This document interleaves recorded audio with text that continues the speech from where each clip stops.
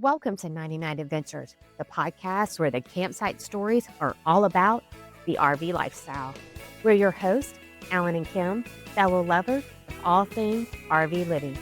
Here on 99 Adventures, we explore the highs and hiccups of life on wheels, whether it's discovering hidden gems off the beaten path or tackling the realities of RV living. But we're not just about the travel, we're about the taste, too. In every episode, we'll cook up something special right from the RV kitchen or campsite. So get hooked up, grab your skillet, and let's hit the road. It's time for 99 Adventures, where the journey and the flavors never stop. Before we talk about our next adventure of working full-time from the rig, what you got cooking in the crock pot? Today we did a chili. It's going to be super cold coming up next week. We're big leftover type people, so we decided to do a chili. I think next week it's supposed to get in the teens, a couple of days, and so we'll kind of snack on this the rest of the week pretty much, along with some other leftovers that we have. But yeah, the chili. Normally I would do kind of cooking as we go because it's a long process. We'll put the ingredients as we always do and what we put in the chili. As the video goes on, I'll go over some of the key ingredients, show a picture of them so you can see, actually visually see what we have going on in the chili. When we went full-time, we knew that we would be working from the rig. Initially, both of us were working full-time from the rig. When we bought this Forest River, and just a reminder again, it's the Forest River Sandpiper 3800 RK, and it did come with a desk.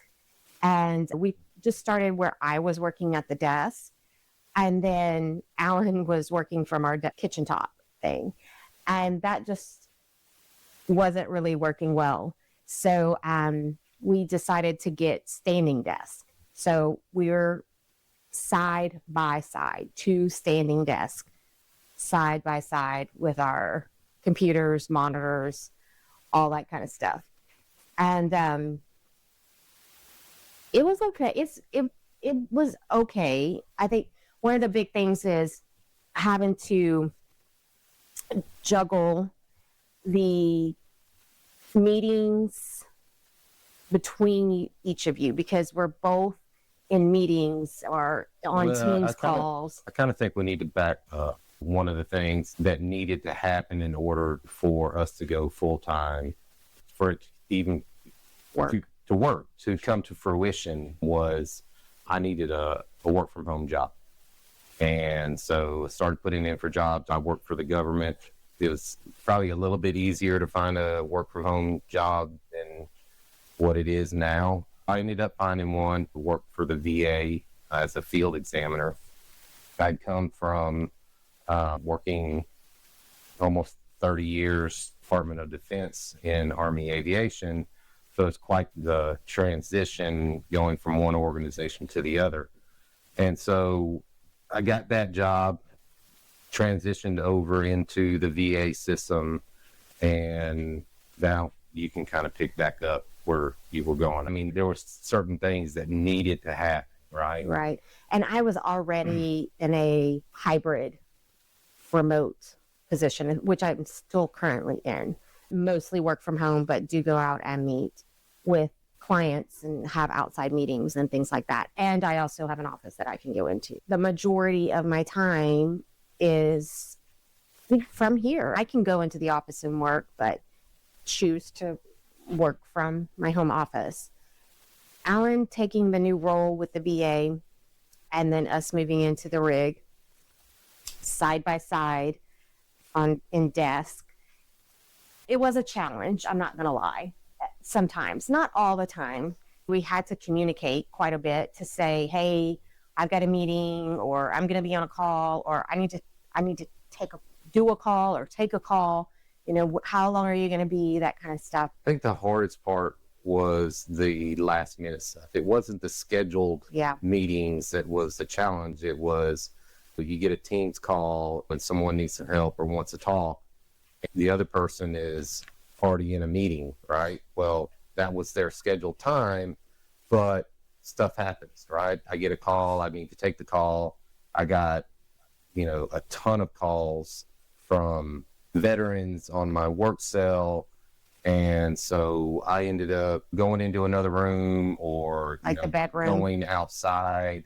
If it wasn't inclement weather, I would even take paperwork in my computer outside sometimes and do work. I think probably the main point is, just like we've stressed from video 1 and into 2 and now 3, is you have got to be flexible in an RV. that is so true. Right. And you have got to be able to bend the rules a little bit and try to stay as flexible and as open-mindedness as you possibly can, because just like living in an RV it's not a house. It takes some thinking outside the box. Working in an RV, especially when both of you are working in an RV, it's definitely going to take some thought on how that process is going to work. Yeah, for sure. And we had to remove a couch out of here in order to put the second standing desk in here.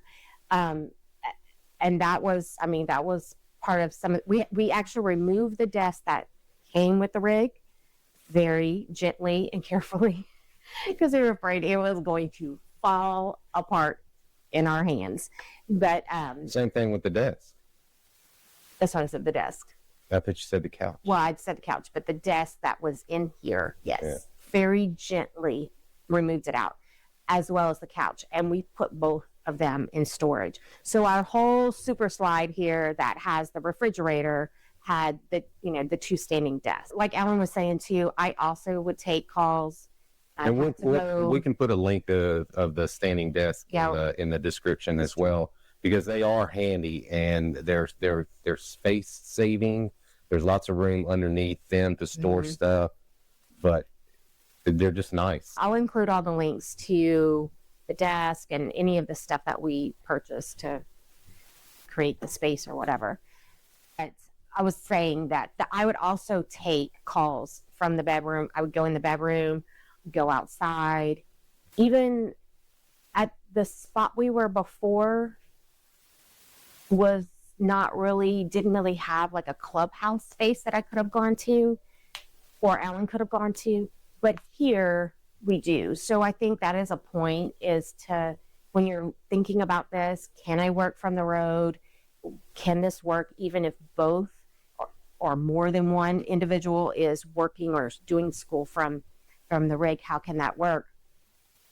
And I think if you're looking at different places to land, whether it's just at a few days time or a week time or more at a month's time, then maybe looking to see is if they have a clubhouse, is that a space that I can maybe go into and get some work done?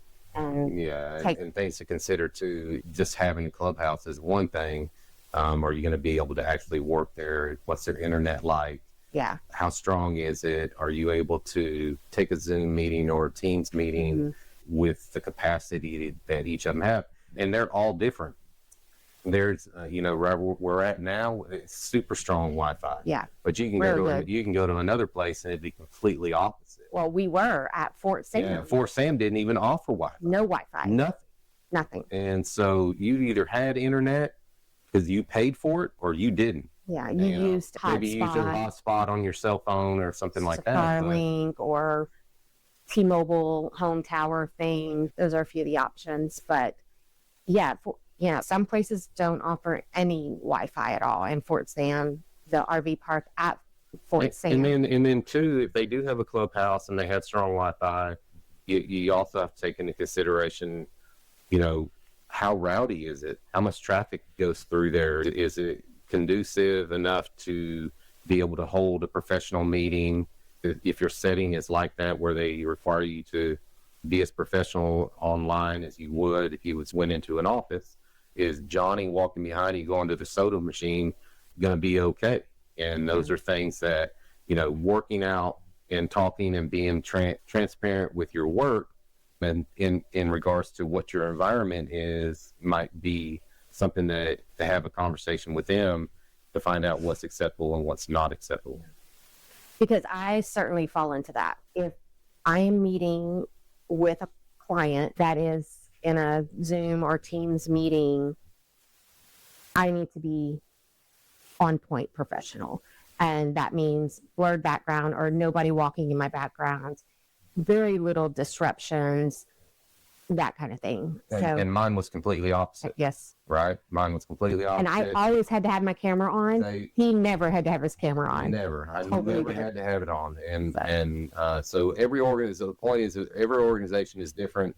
Every organization has their expectations in regards to your professionality and so forth. So just keep that stuff in the back of your mind as you're walking through the journey that you're on. So I think too, like the whole working from home thing has gotten, so people understand that when you work from home, you might have a dog that barks or a doorbell that rings because Amazon has just delivered a package, or you might need to be there when the AC guy comes to work on the AC. So I think people kind of understand that and are a little more flexible than maybe they were back a few years ago. Or not.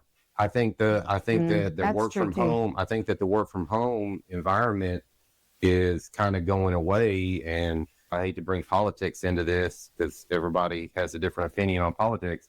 But with this new administration coming in, they're going to shake the tree and start making people go back to work. If you think about go back to an office, if you think about who is in charge of that whole effort, that's Elon Musk. What did Elon do to his workforce? Made him come back. There really wasn't an ultimatum. He told them.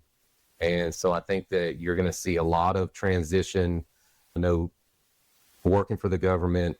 He's big on making people come back to the office, and he's starting with the government. And so if he is able to successfully do that with the government employees, and you're talking about thousands of work from home people in the government. And if he's successful with that, then what's going to happen is these other companies are going to follow suit with that. They're going to say, okay, they did it. You're coming back too. Just keep that in mind. So. Yeah. But I will say there were a couple of times that I know it was frustrating for the both of us taking calls because Alan in particular got a lot of just spur of the moment type Teams calls. And we were going to have to do something a little different with some earbuds and things like that if he had not decided to step away from that job. Yeah. Which he did. Yeah, that job was... in about 5 months. Yeah, it was... After about 5 months, he did decide to step away and was just... And the reason why I did that, just for everybody's knowledge, is that I was in a position with DOD, my job, prior to going to the VA, of taking what's called a deferred retirement. Because I already had 30 years, I had 30 years of civil service. And so I was able to take what's called a deferred retirement or find a work from home job, which I did with the VA. But my idea of, kind of a pre-retirement job, the VA, that wasn't it. That was not it. It wasn't quite what you were sold either. And I'm not saying that I didn't want to work, but that job had me I had to be a part-time social worker. I had to be a part-time psychologist. I had to be a part-time accountant. I had to be my main job, which my title was a field examiner. It was just way more than what I wanted to deal with at where I was at that point in my life, right? I didn't go from, I can take a deferred retirement and work at Walmart or Lowe's or O'Reilly to doing a job that literally required me to do more work than what my previous job had me doing. It sounds like this is not what I signed up for. This is not what I want to do. This is not where I'm at. Granted, if I would have been day one in the government and I would have started doing that, then absolutely I would have stuck with it. I would have retired out of the job, but that's not where I was. Even if there is a title attached to it, there is a lot of grunt work around it. You were not used to that. No, I was the supervisor, and I'll admit that, but I didn't become a supervisor overnight. I still had to do the grunt work, but I've been a supervisor for a very long time. And so I was used to saying what to do, not actually doing what to do, right? And so I'm not saying that played a role in really it at all. It really didn't. I don't mind doing the work. Yeah. It's just not where I was at my point in career. And that's just the honest truth, right? Yeah. So, yeah. Anyway, here we are. Alan works out of the rig now. He did pick up a very pre-retirement job at O'Reilly's. Yep. Ironically enough. And I love it. I love it. I'm steady. I stay busy. It's not something that I have to do. It's something that I want to do. I can't stay in the RV all day long, right? And do nothing. Although financially, I could. And that's a nice place to be. And for once, maybe let her be the breadwinner instead of me. And that's kind of a nice place to be. I think we both sailed the ship equally. Yeah. Well, that's pretty clear. Yeah, we'll go with that. We'll go with that. Okay. Well, this is a long argument we've had for many, many years. It's not an argument. Yes. Whatever. So. Anyway, but yeah. So now Alan works out of the rig, and so it is nice, but I still have to plan my picnic for the day, because if I know I have meetings coming up, I mean, I got to make sure the dogs go out, do their thing, that kind of thing, so they don't start bugging me halfway through a meeting or whatever. And so I do have to plan that stuff and my schedule and everything like that. But it's nothing, but that is nothing that she wouldn't do if we were in a house. Right. You still have to plan that kind of stuff. But I did get kind of a funny comment just the other day from somebody that I work with that said, "Oh yeah, I heard that you work from an RV and you live in an RV." She's like, "I don't know how you do it. I think I would go crazy." And I thought, oh, but I didn't really say anything to her about it. But in my mind, I was thinking, it really isn't that different. I have a schedule every morning. I get up, when the weather's okay and not freezing cold outside, I go work out, and then get dressed, get ready for work. 8 o'clock hits, do my things, take the dogs, come back. I have my lunchtime. It doesn't matter. It doesn't matter. A routine is a routine. Yeah. And it doesn't matter if you're in a 4,500 square foot house or in a 450 square foot RV. Your routine is your routine, and you make the best of whatever that routine is, right? And the best part, if you don't like the view out of your window of your office, in the RV, you can change it. You just move it. Yeah. You just move it. Yep. And lots of people that work from RVs, and they have beautiful backdrops. I do actually have a beautiful backdrop here. And it is interesting to sit at my desk and look out the window and see deer, or watch the comings and goings going on, or all of that stuff. And in the house, I worked from home and I had an office, and I didn't really have as much of that. Yeah, I did, but not like it is in the rig. And actually, I find the working from the rig more satisfying than the house. Do you want to kind of take a break and talk about what you got going in the chili that's making it you did some things a little different to this batch? Yeah, we'll do that at the end. Okay. All right. So I guess I will say this though, about working full-time from the rig and living full-time from the rig. And I would say this about anybody who works from home. It can get a little cabin fever. And I think even when you were here, like when it got to the weekend, we were like, okay, we got to go do something. We need to get out of here. And I do have that a little bit. Now, I am fortunate that I do leave the rig for meetings, or can go to an office for if I need to get away, that kind of stuff.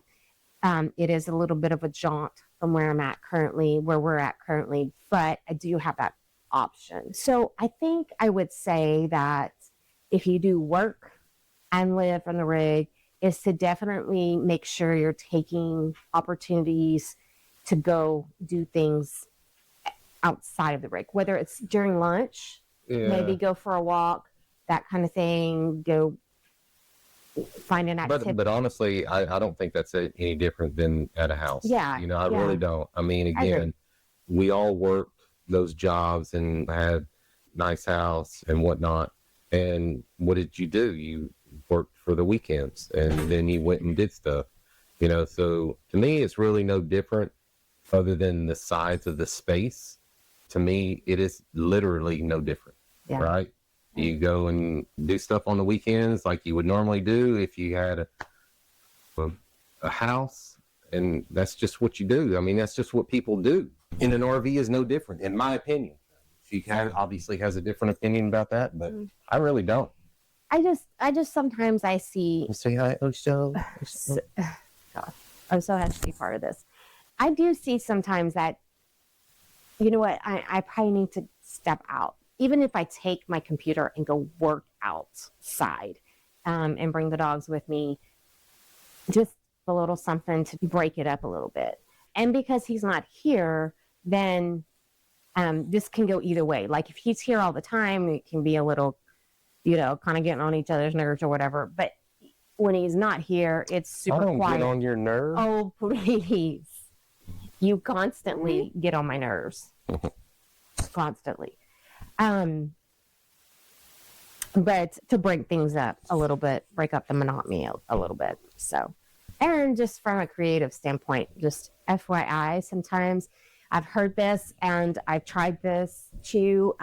If you're kind of stuck in something, trying to write something, create something, I do all of those things in my role, and kind of get a block or whatever, step outside, go for a walk, clear your head. It helps your creativity. Just a tip on that. But I like it. I think it's been great. I don't have any issues with it at all. I thoroughly enjoy working from the rig. It hasn't been that big of a deal, even when Alan was full-time and both of us working side by side. A lot of people would say, how do you do it? How do you not get on each other's nerves or whatever? And just like I said, I'm just taking those moments to go the dogs for a walk. You have to be flexible. Yeah. You have to be flexible. You know, if you're not, it will be a big deal. Yeah. That's just full transparency. Yeah. It will be a big deal. If your work has very strict requirements, it will be a big deal. It could be a big deal. Yeah. I mean, it could be a game changer. It could literally be the reason why you cannot do it. Right. So it's very important to be transparent and get clarification from your work about what the boundaries are, what's acceptable, what's not acceptable, and to adhere to those. Because Alan didn't so much have that conversation. He had boundaries. He had to be within a 50-mile radius of the San Antonio city limits. And so anywhere where he went was not necessarily an issue, kind of. They did need to know where he was at because of equipment issues and I had a government vehicle, that kind of thing, stuff like that. Yeah. So. And me, it's been an open dialogue for me since I started with this company back in 2023. When I started, going full-time in an RV was already the plan.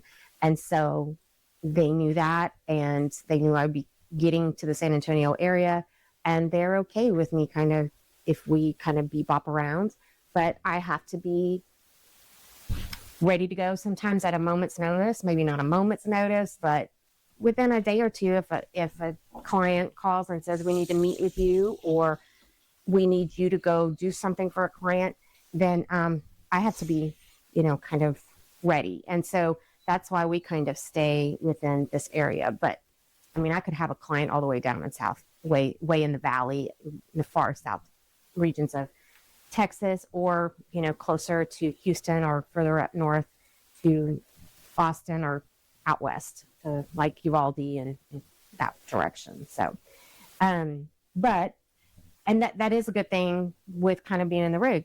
If I end up with a client that I have a long-term, months-long project with, then we could actually just move the rig to where it's closer to that client, where they're housed at, where their offices are at. And I can, be kind of close and be in that community, which is kind of important for my role in what I do.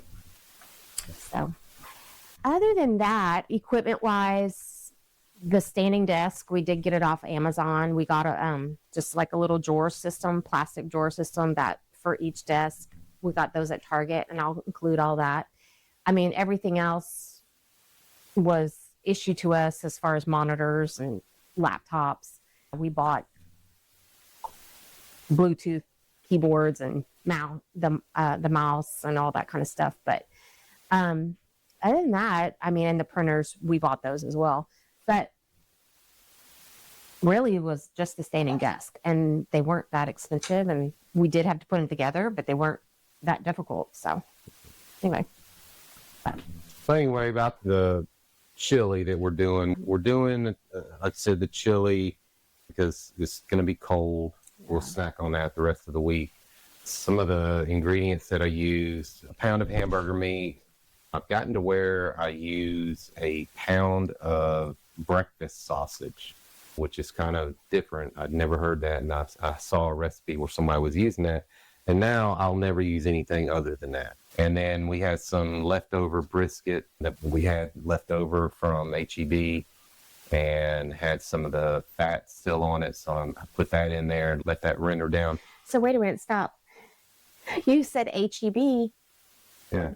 What is HEB for people who aren't in Texas? It's a grocery store. It's like the best grocery store in the world. You can't say Heb.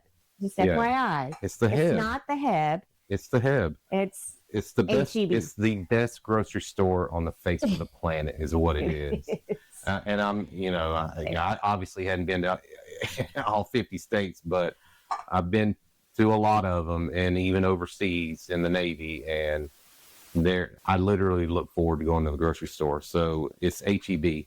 But one of the key things that I've really liked lately in my chili is this chili magic. From Bush's Beans. Bush's Beans. And I don't know, there's this whole debate in Texas in particular about whether or not chili needs to have beans in it. Are you team beans? Yeah. Or team no beans? Yeah. So I'm like halfway in between.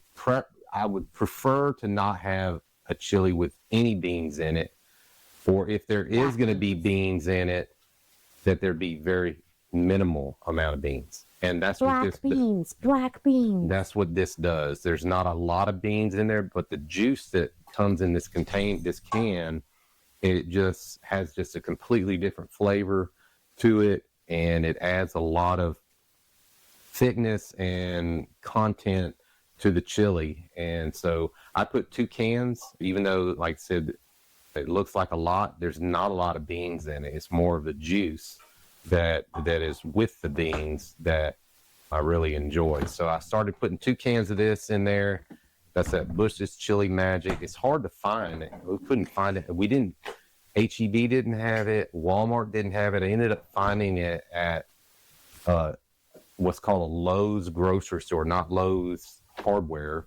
Lowe's Supermarket in a small town that's near us. And I was like, oh my gosh, we got to get that to make some chili with. And so we did. And I've made 4 batches now, and every one of them have had this in, and we'll continue to have this in there. Okay. So, and I bought this one because it had HEB, but because they didn't have that one. They had that at HEB? Yeah. Mm. And it's the campfire style. So I don't know what's different about that one. There's no different. It's just, this one has a hot sauce in it. Okay. This one does not. Medium. It's more of a medium heat. This says it's hot, but it's not hot. But you can't really gauge hot of me. No. This guy likes to light his mouth on fire. Yeah. Salsas, hot sauces, yeah, seasonings, you name it. Yeah. So without going, we'll put all the ingredients. The rest of the ingredients are pretty basic. General sauce. Chili ingredients: chili powder, cumin, black pepper, bell pepper, onion. The three meats are, well, the two, it would be the hamburger meat and the pan sausage. I added the brisket because we had it left over. So normally I wouldn't put that in. It would just be the hamburger meat and the pan sausage together. So this chili is actually going to be a little bit, has a smoky flavor to it because of the brisket. It was a fully cooked brisket from HEB that had already been cooked, obviously, with some smoke, oak, as a matter of fact. And so the chili is going to have a little bit of that flavor as well. So anyway, we'll do the ingredients in the show notes or in the description. And I just want to go over those little key things that we added to this time rather than just going through and laying it out, because chili takes such a long time to cook. There really wasn't any sense in me showing you how to chop vegetables and put Petite diced tomatoes into a crock pot. So, and open cans. Yeah, and open cans anyway. All right. Okay. Is that it? Well, we need to do a toast. Oh, well, we don't have anything to toast. I haven't made anything. All right.